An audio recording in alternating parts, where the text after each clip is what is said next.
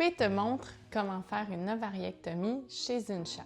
Vous aurez besoin d'un bistouri, d'une pince tissu Hudson ou Hudson Brown selon votre préférence, d'un ciseau Medicine Ball, de pince hémostatique et d'un crochet à ovario-hystérectomie au choix, ainsi que de fil de suture du PDS 4.0 dans ce cas-ci.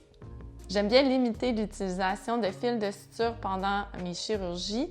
J'ai donc tendance à utiliser le même fil pour les ligatures ainsi que pour la fermeture de la paroi abdominale et des couches plus superficielles. Pour optimiser l'analgésie des patientes que j'opère, j'aime beaucoup utiliser les blocs de ligne blanche. Pour exécuter un bloc de ligne blanche, insérez l'aiguille de votre seringue de caudale vers crânial sous la peau sur toute la longueur de votre incision planifiée. Débutez l'injection dans la zone crâniale de votre incision tout en retirant délicatement la seringue et en poursuivant votre injection pour qu'il y ait de l'analgésie locale sur toute la longueur de votre incision planifiée. Si vous utilisez de la lidocaïne, le bloc devrait être fait au minimum 5 minutes avant votre incision cutanée. Si vous utilisez plutôt de la bupivacaïne, ce que je préfère, je vous recommande de faire le bloc 10 à 15 minutes avant votre incision cutanée.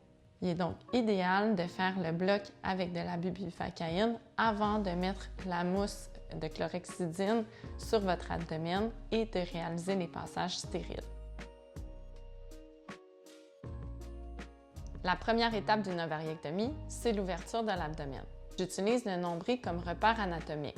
Généralement, j'ouvre 1/2 cm crânialement au nombril et jusqu'à environ 1 cm caudalement au nombril. Si vous avez besoin d'ouvrir l'abdomen plus grand pour bien visualiser vos structures anatomiques, faites-le. Ce n'est pas un concours de la plus petite incision. Si vous avez besoin d'ouvrir plus grand pour bien visualiser et bien exécuter votre chirurgie, c'est ça qui est important. J'ai une astuce à vous partager. Souvent, la ligne blanche est ouverte vis-à-vis le nombril. Donc, on doit inciser ensuite vers l'avant et puis rediriger notre ciseau caudalement pour pouvoir terminer l'ouverture de notre abdomen. Tentez plutôt de faire votre boutonnière caudalement à votre incision. Comme ça, vous allez insérer votre ciseau dans la fin de votre incision et puis découper votre ligne blanche jusqu'à crânialement sans devoir faire de réorientation. Ça peut paraître banal comme truc, mais à force d'exécuter la même chirurgie plusieurs fois dans une journée ou dans une semaine, c'est comme ça qu'on peut développer des blessures, par exemple au poignet.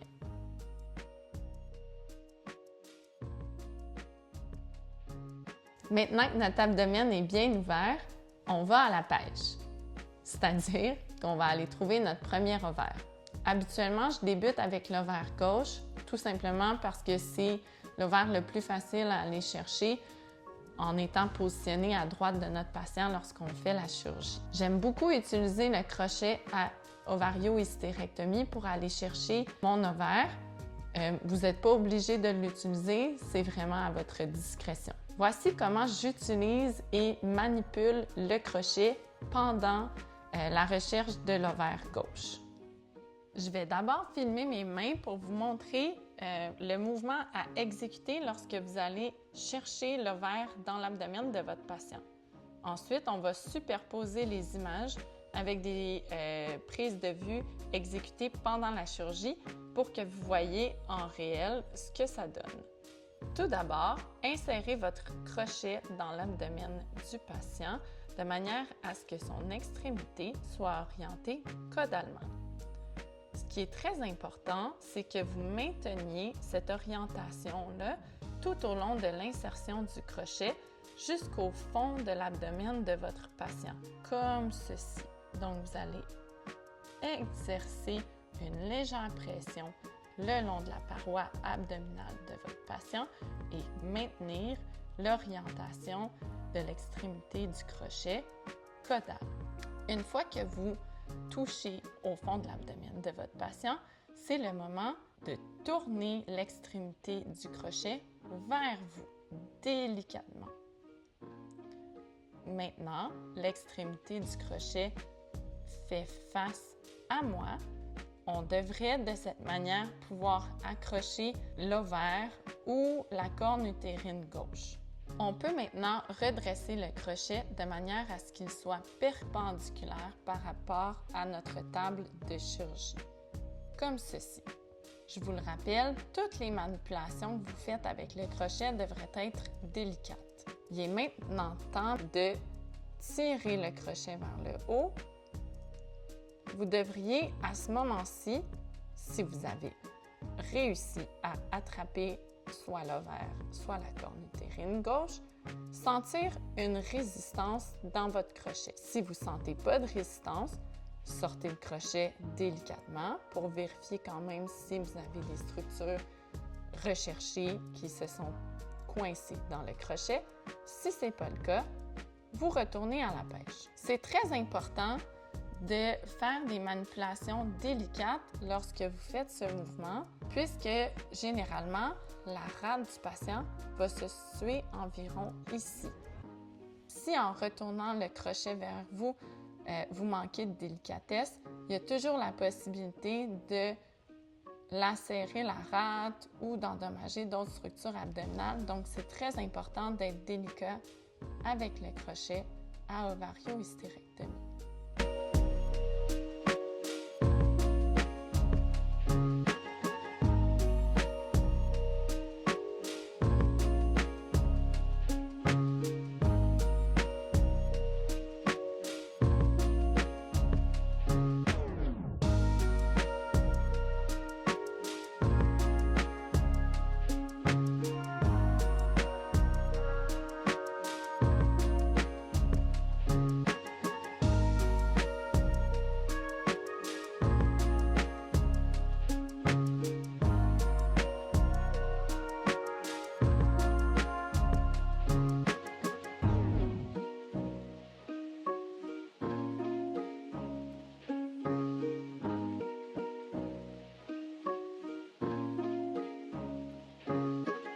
Si une lacération de rate survient, pas d'inquiétude. Extériorisez la rate lacérée, donc il est possible que vous ayez besoin d'ouvrir davantage votre abdomen. Apposez une compresse stérile sur la lacération. Exercez une petite pression au doigt pendant environ 2 à 5 minutes. Vous pouvez même laisser la rate extérioriser avec la compresse pendant que vous exécutez votre chirurgie. Généralement, le saignement va s'arrêter tout seul. Au besoin, n'hésitez pas à suturer la capsule de la rate par un ou deux points simples ou un point cruciforme. Pour optimiser l'analgésie des patientes que j'opère, j'aime bien aussi asperger de bupivacaïne les ovaires lorsqu'ils sont extériorisés. Un bloc ovarien est exécuté sur l'ovaire gauche. Maintenant que vous avez trouvé l'ovaire gauche, il est temps de relâcher le ligament suspenseur de l'ovaire. Il y a plusieurs techniques que vous pouvez utiliser, la technique au doigt, la technique avec des pinces. Vous pourriez utiliser un électrocutter aussi pour rompre le ligament suspenseur de l'ovaire. Toutes les techniques sont adéquates. J'aime beaucoup utiliser la technique avec 2 pinces courbes rapprochées l'une de l'autre que j'éloigne délicatement pour faire une élongation et éventuellement rompre le ligament suspenseur de l'ovaire.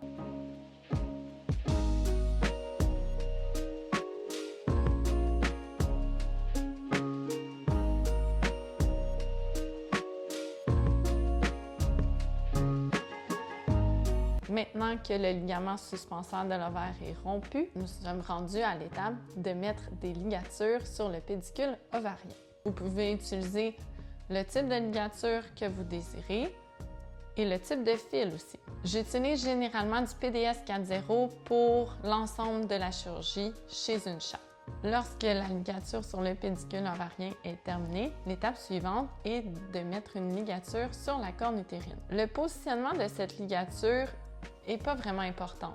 On veut la faire rapprocher de l'ovaire sans compromettre l'excision complète de l'ovaire. C'est l'aspect le plus important, de ne pas laisser du tissu ovarien derrière. Donc, assurez-vous d'avoir une distance adéquate pour vous permettre des manipulations fluides, puis une chirurgie exécutée de manière adéquate. Lorsque cette ligature est exécutée, l'ovaire peut être ensuite retiré. Vous pouvez faire 1, 2 ou ou même 3 ligatures si vous voulez sur le pédicule ovarien et sur la corne utérine, c'est à votre discrétion. Chez les chattes, j'ai tendance à faire une seule ligature par site, c'est-à-dire une ligature sur le pédicule ovarien et une ligature sur la corne utérine. Je fais une ligature simple sur le pédicule ovarien.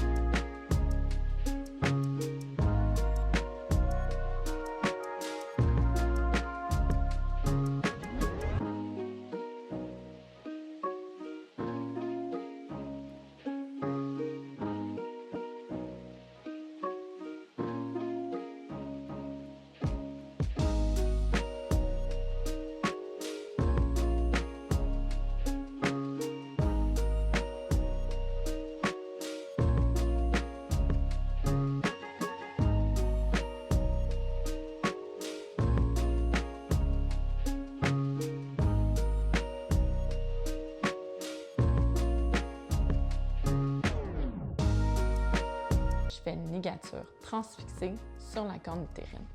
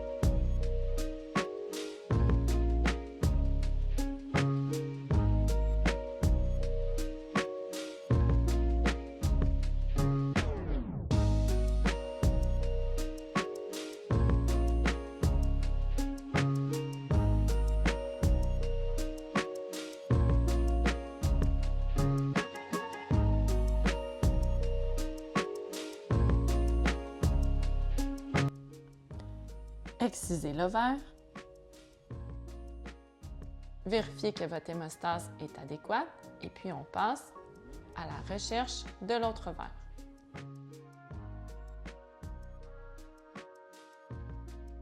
J'ai l'habitude d'utiliser à nouveau le crochet à ovario-hystérectomie pour cette étape. Si vous désirez y aller au doigt, aucun problème.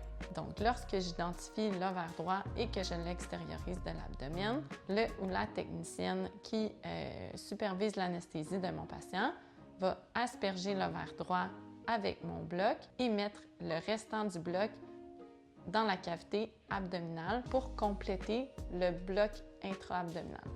On répète les étapes chirurgicales sur l'ovaire droit, c'est-à-dire rompre le ligament suspenseur de l'ovaire, faire une ou des ligatures sur le pédicule ovarien, puis faire une ou des ligatures sur la corne utérine près de notre ovaire, mais sans compromettre son excision complète. On peut faire une dernière vérification d'hémostase. Il n'y a pas d'évidence de saignement actif.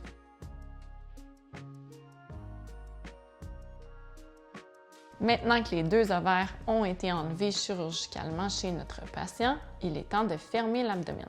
Je ferme ma paroi abdominale par un point simple continu. Ensuite, je ferme souvent mon sous-cutané en même temps que mon intradermique par une espèce de surjet hybride. Puis, au besoin, je vais mettre quelques points cutanés.